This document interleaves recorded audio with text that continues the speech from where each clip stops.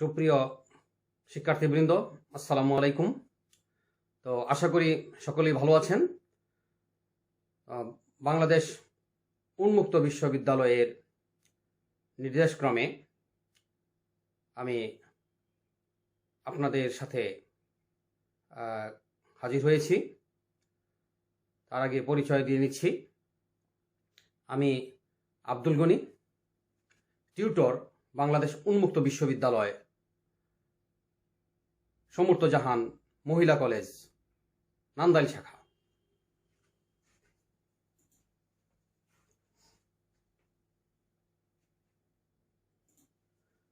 তো আমি আজকে আপনাদের যে বিষয় নিয়ে আলোচনা করব সেটা হচ্ছে বিএসএস শ্রেণীর পঞ্চম সেমিস্টারের রাষ্ট্রবিজ্ঞান 4। লক্ষ্য করেন, বিএসএস প্রোগ্রামের পঞ্চম সেমিস্টার রাষ্ট্রবিজ্ঞান 4 বৈদেশিক রাজনৈতিক ব্যবস্থা। রাষ্ট্রবিজ্ঞান 4 বৈদেশিক রাজনৈতিক ব্যবস্থা। তো এই বিষয় থেকে আমাদের আজকের মূল আলোচ্যসূচি। তো আমরা আজকে কি পড়ব? আমরা কিছু ছবির মাধ্যমে বিষয়টা বোঝার চেষ্টা করি। তো লক্ষ্য করেন সবাই, এখানে এই যে প্রথম ছবিটা আমরা দেখছি, এই ছবিটা কিসের? হ্যাঁ, এই ছবিটা হচ্ছে গ্রেট ব্রিটেন এর পার্লামেন্ট ভবন। আর এই যে ছবিটা রয়েছে, লক্ষ্য করেন সবাই, এটা হচ্ছে গ্রেট ব্রিটেনের রানীর ছবি। আর এখানে আমরা লক্ষ্য করছি যে কিছু বই এবং এই যে ছবিটা আছে, এটা একটা বিচারালয়ে বিচার কার্য সংগঠিত করার একটা প্রক্রিয়া। তো বিচারালয়ে সাধারণত যে বিচার কার্য সংগঠিত হয় বা যে কোনো সমস্যা সমাধান করার ক্ষেত্রে কি করতে হয়? কিছু নিয়ম কানুন বা আইন কানুন অ্যাপ্লাই করতে হয়। তো এই যে নিয়ম কানুন বা আইন কানুন, এটাকে আমরা রাষ্ট্রবিজ্ঞানের পরিভাষায় কি বলি? সংবিধান। হ্যাঁ, তাহলে আমরা আজকে কি বিষয় নিয়ে আলোচনা করব? আপনারা কি কিছুটা বুঝতে পারছেন? হ্যাঁ, ভেরি গুড। আজকে আমরা আলোচনা করব গ্রেট ব্রিটেনের সংবিধান নিয়ে। আমরা কি নিয়ে আলোচনা করব? আমরা আজকে আলোচনা করব ব্রিটিশ সংবিধান। হ্যাঁ, গ্রেট ব্রিটেনের সংবিধান বা ব্রিটিশ সংবিধানকে নিয়ে আলোচনা করব। এটা আছে আপনাদের বইয়ে ইউনিট 1 পার্ট 1 এবং 2 নিয়ে আমি আজকে কথা বলবো। ইউনিট 1-এ এই বিষয়টা রয়েছে। তো প্রথমেই বলে নেই যে ব্রিটিশ সংবিধান, আবার বলছি গ্রেট ব্রিটেনের সংবিধান। হ্যাঁ, অতি সংক্ষেপে ক্লিয়ার করছি। গ্রেট ব্রিটেন, এটাকেই অন্য নামে ব্রিটেন বলা হয় এবং ব্রিটেনের অধিবাসীদেরকে বলা হচ্ছে কি? ব্রিটিশ। খেয়াল করেন, গ্রেট ব্রিটেন। তবে আমাদের কাছে সমধিক পরিচিত কি? ইংল্যান্ড নামে। তো গ্রেট ব্রিটেন বিষয়টা কি? গ্রেট ব্রিটেন, যেটাকে আবার বলা হচ্ছে ইউনাইটেড কিংডম। কি বলেছি? ইউনাইটেড কিংডম, যার বাংলা বলি আমরা যুক্ত রাজ্য। ইউনাইটেড কিংডমকে আবার আমরা সংক্ষেপে বলি কি? ইউকে। এই যে ইউকে বা ইউনাইটেড কিংডম, এটা 4টি অঙ্গরাজ্য নিয়ে গঠিত। কি বলেছি? 4টি অঙ্গরাজ্য নিয়ে গঠিত। এই 4টি অঙ্গরাজ্য বিধায় এটাকে বলা হচ্ছে যুক্ত রাজ্য। অঙ্গরাজ্যগুলো কি কি? লক্ষ্য করেন, অঙ্গরাজ্যগুলো হচ্ছে ইংল্যান্ড, স্কটল্যান্ড, আয়ারল্যান্ড, ওয়েলস। যারা রাষ্ট্রবিজ্ঞানে অনার্স পড়ো কিংবা ডিগ্রিতে রাষ্ট্রবিজ্ঞান রয়েছে জেনারেল লেভেলে জাতীয় বিশ্ববিদ্যালয়ের অধীনে, তাদেরও কাজে লাগবে। তো যা বলছিলাম, ইংল্যান্ড, স্কটল্যান্ড, আয়ারল্যান্ড, ওয়েলস, এই 4টি রাজ্য নিয়ে যুক্তরাজ্য বা গ্রেট ব্রিটেন গঠিত। তো এই যে গ্রেট ব্রিটেন, যেটাকে আমরা ব্রিটেন বলছি বা সমধিক পরিচিত ইংল্যান্ড নামে, এর নাগরিকদেরকে বলা হয় ব্রিটিশ। যেমন আমরা কি বাংলাদেশে বসবাস করি, আমাদেরকে কি বলা হয়? বাংলাদেশি। তেমনিভাবে ব্রিটেনের নাগরিকদেরকে বলা হচ্ছে ব্রিটিশ। তারা কি? ব্রিটিশ সংবিধান। সংবিধানটা কি? সংবিধান হচ্ছে শাসনতন্ত্র, ইংরেজিতে হচ্ছে কনস্টিটিউশন। হ্যাঁ, এরিস্টটলের পরিভাষায় constitution is the way of life the state has chosen for itself. কি? সংবিধান হচ্ছে একটি জীবন প্রণালী বা জীবন পদ্ধতি যা রাষ্ট্র তার নিজের পরিচালনার জন্য বেছে নিয়েছে। তো রাষ্ট্র পরিচালনার জন্য বেছে নিয়েছে কার জন্য? রাষ্ট্র কাদেরকে নিয়ে? নাগরিকদেরকে নিয়ে। তাহলে ওই ব্রিটিশ নাগরিকদেরকে পরিচালনা করার জন্য যে নীতিমালা, তা হচ্ছে ব্রিটিশ সংবিধান। তাহলে আমরা শুরুতে যে বিষয়টা আলোচনা করব, সবাই একটু লক্ষ্য করেন। ব্রিটিশ সংবিধানের উৎস, ইউনিট 1 পার্ট 1-এ আপনাদের এই আলোচনাটা আছে। লক্ষ্য করেন, 1 নম্বর ঐতিহাসিক সনদ। তো ব্রিটিশ সংবিধানটা যে সৃষ্টি হয়েছে তার 1 নম্বরই হচ্ছে ঐতিহাসিক সনদ। তার আগে একটা বিষয় ক্লিয়ার হন। এই যে সংবিধান লিপিবদ্ধ করার নিয়ম অনুসারে সংবিধান 2 রকমের। কি বলেছি? লিপিবদ্ধ করার নিয়ম অনুসারে সংবিধান 2 রকমের। একটা হচ্ছে লিখিত সংবিধান, আর একটা হচ্ছে অলিখিত সংবিধান। লিখিত সংবিধান আর অলিখিত সংবিধান। এই ব্রিটিশ সংবিধান হচ্ছে অলিখিত সংবিধান। তো এই ব্রিটিশ যে সংবিধান, এটা আসলে ডে বাই ডে ডেভেলপড হয়েছে। হ্যাঁ, যেমন প্রথমেই বললাম যে কি ঐতিহাসিক সনদ, অর্থাৎ ব্রিটেন পরিচালনা করার জন্য কিছু সনদ যে তৈরি করা হয়েছে। হ্যাঁ, ওখানে যে নিয়ম কানুনগুলো আছে সেগুলোই ব্রিটেনকে পরিচালনা করার জন্য পরবর্তীতে নীতিমালা হিসেবে গ্রহণ করা হয়েছে, যাকে বলা হচ্ছে ঐতিহাসিক সনদ। লক্ষ্য করেন, যেমন ব্রিটিশ সংবিধানে একাধিক সনদ ও চুক্তির সমন্বয়ে গঠিত। যেমন 1215 সালের ম্যাগনা কার্টা, এটা একটা ঐতিহাসিক সনদ তাদের। 1215 সালের ম্যাগনা কার্টা। 1628 সালে, লক্ষ্য করেন, 1628 সালের পিটিশন অফ রাইটস, আর 1689 সালের অধিকার বিল। এগুলো হচ্ছে তাদের বিভিন্ন কে ঐতিহাসিক সনদ। এই ঐতিহাসিক সনদের ভিত্তিতে ব্রিটিশ সংবিধান গড়ে উঠেছে। এই জন্য এগুলো হচ্ছে ব্রিটিশ সংবিধানের অন্যতম উৎস। পরবর্তী দেখেন, বিধিবদ্ধ আইন।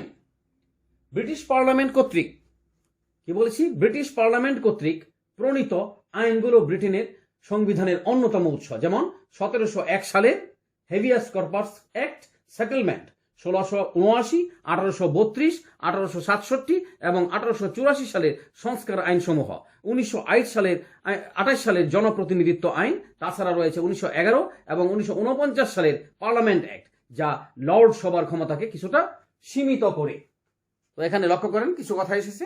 প্রথমত হচ্ছে কি, যে ব্রিটিশ যে সংবিধানটা, এখানে কি বলা হচ্ছে আমরা, যে ঐতিহাসিক সনদের ভিত্তিতে এটা গড়ে উঠেছে। তারপরে বিধিবদ্ধ আইন, তাদের যে বিধিবদ্ধ আইনগুলো রয়েছে সেগুলোর ভিত্তিতে। সেগুলো কোথায় হয়? পার্লামেন্টে। পার্লামেন্ট কি? পার্লামেন্ট হচ্ছে ব্রিটেনের আইনসভার নাম। হ্যাঁ, ব্রিটেনের আমরা জানি প্রতিটি রাষ্ট্রের কি 3টা বিভাগ আছে। কি কি? আইন বিভাগ, শাসন বিভাগ এবং বিচার বিভাগ। এই ব্রিটেনের আইন বিভাগের নাম হচ্ছে পার্লামেন্ট। ক্লিয়ার? আচ্ছা, আরেকটি কথা আমরা ব্যবহার করেছি, যে লক্ষ্য করেন সবাই, যে লর্ড সভা। হ্যাঁ, লর্ড সভা অর্থাৎ আইনসভাগুলো যে রয়েছে পৃথিবীতে, এটা এক কক্ষ বিশিষ্ট হতে পারে, আবার দ্বিকক্ষ বিশিষ্ট হতে পারে। ওই ব্রিটেনের যে আইনসভা, এটা দ্বিকক্ষ বিশিষ্ট। একটা হচ্ছে উচ্চ কক্ষ, আর একটা হচ্ছে নিম্ন কক্ষ। হ্যাঁ, উচ্চ কক্ষের নাম হচ্ছে হাউস অফ লর্ডস, নিম্ন কক্ষের নাম হচ্ছে হাউস অফ কমন্স। বাংলায় আমরা বলি উচ্চ কক্ষ লর্ড সভা, নিম্ন কক্ষ হচ্ছে কমন্স সভা। হ্যাঁ, তাহলে এটাই বলা হচ্ছে যে 1911 এবং 1949 সালে পার্লামেন্ট অ্যাক্ট, যা লর্ড সভার ক্ষমতাকে কিছুটা সীমিত করে। এই যে বিধিবদ্ধ আইনগুলো রয়েছে, এই বিধিবদ্ধ আইনগুলোর মাধ্যমে মূলত কি হয়েছে? হ্যাঁ, ব্রিটিশ সংবিধান গড়ে উঠেছে। এই জন্য এগুলোকে আরেকটা অন্যতম উৎস বলা হয়ে থাকে। হ্যাঁ, তাছাড়া রয়েছে বিচার বিভাগীয় সিদ্ধান্ত। কি? ব্রিটিশ সংবিধানের আরেকটি উল্লেখযোগ্য উৎস হচ্ছে বিচার বিভাগীয় সিদ্ধান্ত। ব্রিটেনে বিচার বিভাগীয় সিদ্ধান্ত বা বিচারকের রায়, এটা সংবিধানের একটি গুরুত্বপূর্ণ উৎস। এই প্রসঙ্গে অধ্যাপক ডাইসি তিনি কি বলছেন দেখো, যে ইংল্যান্ডের সংবিধান বিচারকের দ্বারা তৈরি সংবিধান। কি বলেছেন? ইংল্যান্ডের সংবিধান বিচারকের দ্বারা তৈরি সংবিধান। জাজ মেড কনস্টিটিউশন বলা হয় এই ইংল্যান্ডের সংবিধানকে। হ্যাঁ, বিচার বিভাগে যে সিদ্ধান্তগুলো হয়, বিচারকরা যে সিদ্ধান্তগুলো দেন, সেই সিদ্ধান্তের ভিত্তিতে মূলত গড়ে উঠেছে ওই ইংল্যান্ডের সংবিধান। এছাড়া বলা হয়েছে সাধারণ আইন। ব্রিটেনের সাধারণ আইন রাজার আদেশ বা পার্লামেন্ট দ্বারা প্রতিষ্ঠিত হয় নাই, বরং শতাব্দীর পর শতাব্দী ধরে পরিচালিত প্রথার ভিত্তিতে গড়ে উঠেছে। ব্রিটেনের যে সাধারণ আইন, হ্যাঁ, সেটা কি কোনো রাজার ঘোষণায় সৃষ্টি হয় নাই, বরং যুগ যুগ যাবৎ প্রচলিত প্রথার ভিত্তিতে। প্রথাটা কি? প্রথার ইংরেজি হচ্ছে কাস্টমস। হ্যাঁ, অর্থাৎ যা যুগ যুগ যাবৎ প্রচলিত, সমাজে প্রচলিত, যা সকলেই স্বাভাবিকভাবে মেনে নিয়েছে, সেগুলোকে বলা হয় প্রথা। হ্যাঁ, যেমন আমরা স্বাভাবিকভাবে আমরা কিছু নিয়ম কানুন পালন করে থাকি। কিরকম? লক্ষ্য করো যে অনেক সময় লক্ষ্য করো আমাদের মুরব্বীরা একটা কথা বলে যে আমাদের যে অতীতে বাপ দাদারা এই কাজটা করেছেন, সুতরাং এটা আমরাও চালিয়ে যাব। এই যে অনুকরণ করা, এটাই হচ্ছে প্রথা। তো ইংল্যান্ডের যে সংবিধানটা গড়ে উঠেছে, ইংল্যান্ডের মানুষের মাঝে যে বিষয়গুলো পরিচালিত হয়, এই প্রথাটা একটা গুরুত্বপূর্ণ ভূমিকা তাদের মধ্যে পালন করে। এবং তাদের যে সংবিধানটা গড়ে উঠেছে, ডে বাই ডে ওই সংবিধানে অধিকাংশ বিষয়গুলোই পরিচালিত হয় ওই প্রথার ভিত্তিতে। সংবিধানটা গড়ে উঠেছে যুগ যুগ যাবৎ সমাজে প্রচলিত প্রথার ভিত্তিতে। যেমন ইংল্যান্ডের কিছু কিছু প্রথা আছে। হ্যাঁ, ইংল্যান্ড কিন্তু একটি কি গণতান্ত্রিক রাষ্ট্র, যেটাকে বলা হচ্ছে গণতন্ত্রের সূতিকাগার। তারপর দেখা যায় সেখানে রাজার উপস্থিতি আছে, কারণ এটা তারা সেই ব্রিটেনের সৃষ্টি লগ্ন থেকে সেটা তারা মেনে নিয়েছে এবং জনগণ সেটাকে স্বাভাবিকভাবেই অ্যাকসেপ্ট করেছে। হ্যাঁ, তারপর আমরা যাই পরবর্তী অংশে। লক্ষ্য করো সবাই একটু কি বলেছে দেখো। যেটা বলতেছিলাম, প্রথাগত বিধান। গ্রেট ব্রিটেনের সংবিধানের গুরুত্বপূর্ণ উৎস হচ্ছে প্রথা বা প্রথাগত বিধান। এই প্রসঙ্গে অগ বলেন, প্রথাগুলো এমন কতগুলো বোঝাপড়া ও অভ্যাস যা সরকারি কর্তৃপক্ষের পারস্পরিক সম্পর্ক ও ক্রিয়াকলাপ নিয়ন্ত্রণ করে। এছাড়া হচ্ছে বিখ্যাত আইনবিদদের লেখনী। কি বলেছি? বিখ্যাত আইনবিদদের লেখনী। বিখ্যাত আইনবিদদের লেখনী বিভিন্নভাবে গ্রেট ব্রিটেনের সংবিধানকে প্রভাবিত করেছে। তো এর মধ্যে রয়েছেন আইনবিদ Walter Bagehot, A V Dicey, Harold Laski, W R. Anson প্রমুখ। অর্থাৎ এই যে আইনবিদরা বিভিন্ন সময় গ্রন্থ রচনা করেছেন, হ্যাঁ, তারা যে লিখেছেন, প্রবন্ধ লিখেছেন, নিবন্ধ লিখেছেন, গ্রন্থ লিখেছেন, এগুলো আইনের উৎস হিসেবে কাজ করে। তো আশা করি সকলেই বুঝেছেন। হ্যাঁ, তো আমরা একটু অ্যাডভান্স হয়ে যাব। এরপরে আমাদের যে বিষয়, এটা হচ্ছে ইউনিট 1 এর পার্ট 2 এ রয়েছে। হ্যাঁ, ইউনিট 1 এর পার্ট 2। তো লক্ষ্য করেন ব্রিটিশ সংবিধানের বৈশিষ্ট্য সমূহ। তো প্রথমেই রয়েছে কি অলিখিত সংবিধান। হ্যাঁ, শুরুতেই বলেছি যে সংবিধান লিপিবদ্ধ করা নিয়ম অনুসারে কয় রকমের? হ্যাঁ, 2 রকমের। কি কি? লিখিত এবং অলিখিত। যেমন আমাদের বাংলাদেশের সংবিধান, এটা কি একটা লিখিত সংবিধান। হ্যাঁ, আর গ্রেট ব্রিটেনের সংবিধানের কথা কি বলেছি? হ্যাঁ, এটা হচ্ছে একটা অলিখিত সংবিধান। কেন অলিখিত সংবিধান? এটা বিভিন্ন মাধ্যমে ডে বাই ডে ডেভেলপড হয়েছে এবং ক্রমাগত পরিবর্তনশীল সেটা। হ্যাঁ, ডে বাই ডে পরিবর্তিত হচ্ছে। কিসের ভিত্তিতে? হ্যাঁ, ব্রিটেনের জনগণ যেভাবে চাচ্ছে। হ্যাঁ, ব্রিটেনকে বলা হয় গণতন্ত্রের সূতিকাগার। সূতিকাগার বলতে আমরা কি বুঝি? সূতিকাগার হচ্ছে যেখানে শিশু ভূমিষ্ঠ হয়, তার সাথে তুলনা করা হয়েছে। কেন তুলনা করা হয়েছে? আজকে যে বিশ্ব ব্যবস্থায়, হ্যাঁ, যে গণতন্ত্রের সুবাতাস, গণতন্ত্রকে আমরা আমাদের কে নীতিমালা হিসেবে গ্রহণ করেছি, রাষ্ট্র পরিচালনার নিয়ম হিসেবে গ্রহণ করেছি, সেটা কিন্তু সেই গ্রেট ব্রিটেন থেকে এসেছে। এখন কথা হচ্ছে গ্রেট ব্রিটেনের সংবিধান অলিখিত। কেন অলিখিত? ওই যে যুগ যুগ যাবৎ প্রচলিত রীতিনীতির ভিত্তিতে, প্রথার ভিত্তিতে, প্রথাগত বিধানের ভিত্তিতে হ্যাঁ ব্রিটেনের সংবিধান গড়ে উঠেছে। তারপরে বিবর্তনশীলতা। বিবর্তনশীলতা মানে কি? ওই বিবর্তন মানে পরিবর্তন, ক্রমাগত পরিবর্তন, যুগের চাহিদার সাথে মিলিয়ে ক্রমাগতই পরিবর্তিত রূপ ধারণ করছে ব্রিটেনের সংবিধান। তো একটি কথা বলে নিই যে আমরা যে বলছি যে ব্রিটেনের সংবিধান কি বলেছি? অলিখিত সংবিধান, প্রথম পয়েন্ট। তো অলিখিত হলেও অতি গুরুত্বপূর্ণ কিছু কিছু বিষয় হ্যাঁ লিপিবদ্ধ আকারে রয়েছে। গ্রেট ব্রিটেনের অতি গুরুত্বপূর্ণ কিছু কিছু বিষয় লিপিবদ্ধ আকারে রয়েছে। তার ব্যাপ্তি হচ্ছে মাত্র 15 পৃষ্ঠা। কি বলেছি? তার ব্যাপ্তি হচ্ছে মাত্র 15 পৃষ্ঠা। হ্যাঁ, তারপরও গ্রেট ব্রিটেন তো আজকে সৃষ্টি হয় নাই। হ্যাঁ, দীর্ঘ সময় ব্যাপী তাদের এই তোমার সংবিধান লিপিবদ্ধ হচ্ছে, পরিচালিত হচ্ছে এবং সেই অনুযায়ী রাষ্ট্র ব্যবস্থাও পরিচালিত হচ্ছে, জনগণ সেটাকে স্বাভাবিকভাবে মেনে নিয়েছে এবং তা পরিবর্তন হয় মানুষের চাহিদার প্রেক্ষাপটে, নাগরিকের চাহিদার প্রেক্ষাপটে, জনগণের চাহিদার প্রেক্ষাপটে এটা পরিবর্তিত হয়, হ্যাঁ, এবং বিবর্তিত হয়। যেমন লিখিত সংবিধান, সেটা কিন্তু আমরা সহজেই পরিবর্তন করতে পারি না, কিন্তু যেহেতু বিবর্তনশীল অলিখিত সেটা স্বাভাবিকভাবে পরিবর্তন করা যায়। তারই পরবর্তী ধাপে সেটা আমরা বলবো, সেটা হচ্ছে যেমন নমনীয় এবং সুপরিবর্তনীয়। নমনীয় এবং সুপরিবর্তনীয় বিষয়টা কি প্রথমেই বলেছি, লক্ষ্য করেন সবাই। লিপিবদ্ধ করার নিয়ম অনুসারে সংবিধান কত প্রকার বলেছি? 2 প্রকার, লিখিত এবং অলিখিত। তেমনি ভাবে সংবিধান সংশোধনের নিয়ম অনুসারে সংবিধান আবার 2 রকমের, ঠিকই। একটা হচ্ছে দুষ্পরিবর্তনীয় আর একটা হচ্ছে সুপরিবর্তনীয়। হ্যাঁ, দুষ্পরিবর্তনীয় সংবিধান বলতে আমরা কি বুঝবো? দুষ্পরিবর্তনীয় সংবিধান হচ্ছে যে সংবিধানের নিয়ম কানুনগুলো পরিবর্তন করতে হলে একটি জটিল পদ্ধতি অবলম্বন করতে হয়। কি বলেছি? যে সংবিধানের নিয়ম কানুনগুলো পরিবর্তন করতে হলে একটি জটিল পদ্ধতি অবলম্বন করতে হয়। আর সুপরিবর্তনীয় যে সংবিধানের বিষয়গুলো কি সহজেই, নীতিমালাগুলো সহজেই পরিবর্তন করা যায়। তো গ্রেট ব্রিটেনের সংবিধান যেহেতু অলিখিত, যেহেতু জনগণ স্বাভাবিকভাবে একটা গতি প্রকৃতির মাধ্যমে পরিচালিত নীতিমালাগুলো মেনে নিচ্ছে, সুতরাং গ্রেট ব্রিটেনের সংবিধানটা সহজেই পরিবর্তন যোগ্য এবং তারা গণতান্ত্রিক মনস্ক বিধায় তাদের সংবিধানটাকে নমনীয়ভাবে এটা পরিবর্তন করা যায়। এই জন্য আরেকটি উল্লেখযোগ্য বৈশিষ্ট্য বলা হয়েছে গ্রেট ব্রিটেনের সংবিধানটা কি, এটা হচ্ছে নমনীয় এবং সুপরিবর্তনীয়। তারপর লক্ষ্য করেন তত্ত্ব ও বাস্তবতার মধ্যে ব্যবধান।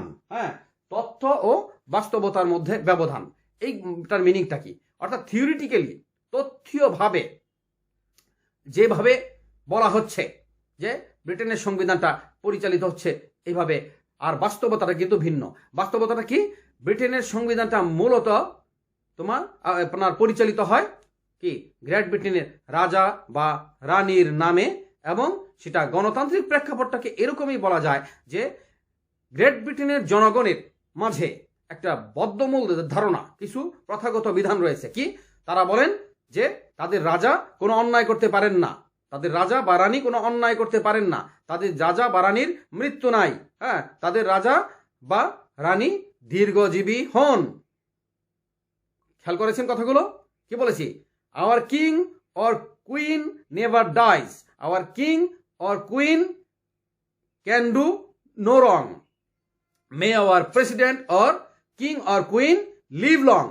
এই যে চিন্তা চেতনা, এই চিন্তা চেতনাগুলো ইংল্যান্ডের জনগণের মাঝে বদ্ধমূল ধারণা করে রাজা বা রানীর নামে যা পরিচালিত হবে তা ভুল হতে পারে না, তা রাষ্ট্রের মঙ্গলের জন্যই হবে। এই তথ্য দিক বিবেচনা করে তারা রাজা বা রানীর ওয়ার্ডকে এত সম্মান করে। এখানে বাস্তবতাটা কি? বাস্তবতা গণতান্ত্রিক প্রেক্ষাপটটা সেখানে কিন্তু আসে না। কিন্তু তারপরেও ব্রিটেনের জনগণ তাদের চিন্তা চেতনা, রাজা বা রানী, হ্যাঁ, সেই বার্মিংহাম প্যালেস থেকে যে নির্দেশনা, সেটাকে তারা খুব স্বাভাবিকভাবেই গ্রহণ করে। বার্মিংহাম প্যালেসটা কি? রাজা বা রানীর কি বাসভবন। আচ্ছা, ঠিক আছে।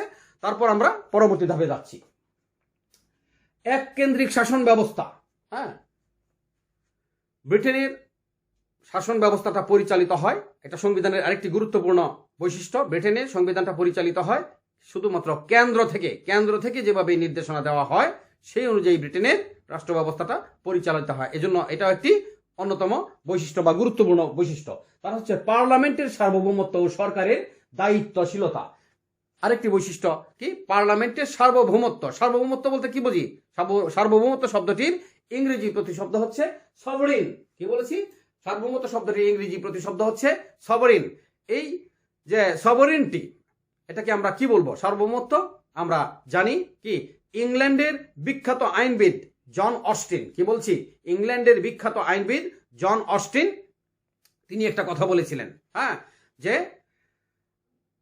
সভরেনটিটা কি বা সার্বভৌমত্ব কি? সার্বভৌমত্ব হচ্ছে একটি রাষ্ট্রের চরম সীমাহীন অবাধ এবং চূড়ান্ত ক্ষমতা, যে ক্ষমতা বলে একটি রাষ্ট্র পরিপূর্ণরূপে রাষ্ট্র হিসেবে পরিগণিত হয়। এই ইংল্যান্ডের পার্লামেন্ট হচ্ছে সার্বভৌম। ইংল্যান্ডের পার্লামেন্ট থেকে যে সিদ্ধান্তগুলো দেওয়া হয় সেই অনুযায়ী রাষ্ট্র ব্যবস্থা পরিচালিত হয়। পার্লামেন্টটা কি খেয়াল আছে? পার্লামেন্ট হচ্ছে ইংল্যান্ডের আইনসভা। তো আমরা একটু অ্যাডভান্স হই। নিয়মতান্ত্রিক রাজতন্ত্র, আমরা শুরুতেও বলেছি, আবারও বলছি যে ইংল্যান্ডে কি আছে? ইংল্যান্ডকে বলা হচ্ছে কি গণতন্ত্রের সূতিকাগার। হ্যাঁ, গণতন্ত্রের সূতিকাগার, গণতন্ত্রের চর্চা হচ্ছে ইংল্যান্ড থেকে। তারপরেও সেখানে কিন্তু নিয়মতান্ত্রিক রাজতন্ত্র রয়েছে, রাজা বা রানীর অস্তিত্ব রয়েছে, যেটাকে আমরা গণতন্ত্রের সাথে সাংঘর্ষিক বলি। হ্যাঁ, কিন্তু ইংল্যান্ডের জনগণ রাজা বা রানীকে ইতিপূর্বে যে কথা বলেছি, তারা এত সম্মান করে, এই পদটাকে এত সম্মান করে, হ্যাঁ, তারা রাজা বা রানীর অস্তিত্ববিহীন ইংল্যান্ডকে কল্পনাই করতে পারে না। সেই জন্য সেখান থেকে যে নির্দেশনাগুলো আসে স্বাভাবিকভাবে সেগুলো তারা মেনে নেয়। এই জন্য ইংল্যান্ডের সংবিধানের আরেকটি অন্যতম বৈশিষ্ট্য কি বলেছি, নিয়মতান্ত্রিক রাজতন্ত্র। তারপর দেখেন প্রথার প্রাধান্য। হ্যাঁ, প্রথার প্রাধান্য আমরা উৎস আলোচনা করার সময় বলেছি। হ্যাঁ, ওটা পার্ট 1-এ আলোচনা করেছি কি, যে ইংল্যান্ডের সংবিধানটা যে গড়ে উঠেছে সেখানে প্রথাটা হচ্ছে মেইন। ইংল্যান্ডের সংবিধানের অধিকাংশ বিষয়গুলোই কাস্টমস বা প্রথা বা প্রথাগত বিধানের আলোকে পরিচালিত হয়। এই জন্য এটা আরেকটি অন্যতম বৈশিষ্ট্য। তারপর হচ্ছে আইনের শাসন। আইনের শাসন বলতে আমরা কি বুঝি, আইনের দৃষ্টিতে সকলেই সমান, রাষ্ট্রে বসবাসকৃত ধনী দরিদ্র, হ্যাঁ, উঁচু নিচু কোনো ভেদাভেদ করা যাবে না। হ্যাঁ, দুর্বল সবল কোনো ভেদাভেদ করা যাবে না, সকলেই একই আইনের অধীনে থেকে সমান বিচার প্রার্থী হতে পারবে, একই বিচার কার্য সম্পন্ন হবে, তাকে বলা হচ্ছে আইনের শাসন বা আইনের অনুশাসন। All are equal to the eye of law. তারপরে দেখেন সংসদীয় সরকার ব্যবস্থা। হ্যাঁ, সরকার ব্যবস্থা পরিচালনার ক্ষেত্রে আমরা জানি যে দুইভাবে পরিচালিত হতে পারে। কি, একটা হচ্ছে রাষ্ট্রপতি শাসিত সরকার ব্যবস্থা, আর একটা হচ্ছে কি, হ্যাঁ, মন্ত্রী পরিষদ শাসিত সরকার ব্যবস্থা বা সংসদীয় সরকার ব্যবস্থা। তো ইংল্যান্ডের সংবিধানের আরেকটি উল্লেখযোগ্য বৈশিষ্ট্য হচ্ছে যে সংসদীয় সরকার ব্যবস্থা। হ্যাঁ, তারপর হচ্ছে নাগরিক অধিকারের অনুল্লেখ। আমরা জানি বিশ্বের প্রায় প্রতিটি দেশের সংবিধানে কি নাগরিকদের অধিকার কি আছে, মৌলিক অধিকার কি আছে, সেই বিষয়গুলো উল্লেখ থাকে। কিন্তু এখানে ব্যতিক্রম, ইংল্যান্ড বা গ্রেট ব্রিটেনের সংবিধানে হ্যাঁ নাগরিকদের অধিকারের উল্লেখ নেই, বরং উল্লেখ রয়েছে নাগরিকগণ কি কি করতে পারবে না। কথাটা কি বুঝতে পারছেন? নাগরিকরা কি কি করতে পারবে না সেটার উল্লেখ করা হয়েছে, আর নাগরিকদের অধিকার কি সেটা কিন্তু ইংল্যান্ডের সংবিধানের কোথাও উল্লেখ করা হয় নাই। এটাও আরেকটি উল্লেখযোগ্য বৈশিষ্ট্য। তারপর হচ্ছে ক্ষমতার স্বতন্ত্রীকরণ নীতির অনুপস্থিতি। হ্যাঁ, ক্ষমতার স্বতন্ত্রীকরণ নীতি। ক্ষমতার স্বতন্ত্রীকরণ মানে কি? স্বতন্ত্রীকরণ হচ্ছে পৃথকীকরণ। এই যে ক্ষমতার পৃথকীকরণ, এটা কি? হ্যাঁ, ক্ষমতার পৃথকীকরণটা হচ্ছে, শুরুতেই বলেছি, আবার লক্ষ্য করেন যে একই রাষ্ট্রের কয়টি বিভাগ থাকে? আইন বিভাগ, শাসন বিভাগ এবং বিচার বিভাগ। তো এই যে আইন বিভাগ, শাসন বিভাগ, বিচার বিভাগ, এরা যদি আলাদা আলাদাভাবে কাজ করে তাহলে কি তারা স্বাধীনভাবে তাদের কাজগুলো চর্চা সঠিকভাবে করতে পারবে। কিন্তু এখানে আরেকটি কথা মনে রাখতে হবে, ক্ষমতা স্বতন্ত্রীকরণ নীতির যে প্রবর্তক তার নাম কি? হ্যাঁ, মন্টেস্কু বা মন্তেস্কু। কি বলেছি? ক্ষমতার স্বতন্ত্রীকরণ নীতির প্রবর্তক মন্টেস্কু বা মতেস্কু। তিনি নিজেও কিন্তু কি করেছেন? বলেছেন যে পূর্ণ স্বতন্ত্রীকরণ সম্ভব নয় এবং কাম্যও নয়। হ্যাঁ, তো এই গ্রেট ব্রিটেনের সংবিধানে ক্ষমতা স্বতন্ত্রীকরণ বা পৃথকীকরণের কথা উল্লেখ করা হয় নাই, সেটা অনুল্লেখ রয়েছে। তো আমরা আমাদের আজকের এই ক্ষুদ্র পরিসরের অনলাইন ক্লাসে হ্যাঁ দুটো বিষয় নিয়ে কথা বলেছি। কি? রাষ্ট্রবিজ্ঞান 4-এর ইউনিট 1 থেকে কি আলোচনা করেছি, পার্ট 1 এবং পার্ট 2। আশা করি আপনারা সবাই মনোযোগ দিয়েছেন। এমনকি হ্যাঁ যারা আমার ডিগ্রি ক্লাসে রয়েছে কিংবা রাষ্ট্রবিজ্ঞান অনার্সে পড়ছো তারাও মনোযোগ দিয়েছো। হ্যাঁ, তো তোমরা তোমাদের নিজ নিজ বইয়ে এই অংশটুকু যদি আরেকটু মনোযোগ দিয়ে পড়ো, আশা করি বিষয়টা একদম ক্লিয়ার হয়ে যেতে পারবে বা আমি অ্যাডভান্স হয়ে যাচ্ছি। তো আজকের ক্লাসে আমরা যে বিষয়গুলো শিখলাম লক্ষ্য করেন। হ্যাঁ, কি ব্রিটিশ সংবিধানের উৎসসমূহ, ব্রিটিশ সংবিধানের বৈশিষ্ট্যসমূহ। আমরা কি শিখেছি? ব্রিটিশ সংবিধানের উৎসসমূহ এবং ব্রিটিশ সংবিধানের বৈশিষ্ট্যসমূহ। তো আমরা যথারীতি আমরা বাড়িতে কাজ করব। এই করোনা মহামারীর সময়ে আমরা হ্যাঁ যতটুকু সম্ভব ঘরে থাকার চেষ্টা করব এবং ঘরে বসে আমাদের কাজ করব। সেই অনুযায়ী আজকে আপনাদের জন্য একটি বাড়ির কাজ, এটা বাসায় অনুশীলন করবেন সকলেই। ব্রিটিশ সংবিধান তৈরি হয় নাই, ধীরে ধীরে এটা জন্ম লাভ করেছে। উক্তিটি বিশ্লেষণ করেন। হ্যাঁ, ব্রিটিশ সংবিধান তৈরি হয় নাই, ধীরে ধীরে এটা জন্ম লাভ করেছে। হ্যাঁ, শুরুতেই বলেছি যে ব্রিটিশ সংবিধানটা কি, এটা কি আসলে কি সৃষ্টি করা হয় নাই, এটা ডে বাই ডে গড়ে উঠেছে, তারা বিভিন্ন সময়ে এটা কি ডেভেলপ করেছেন।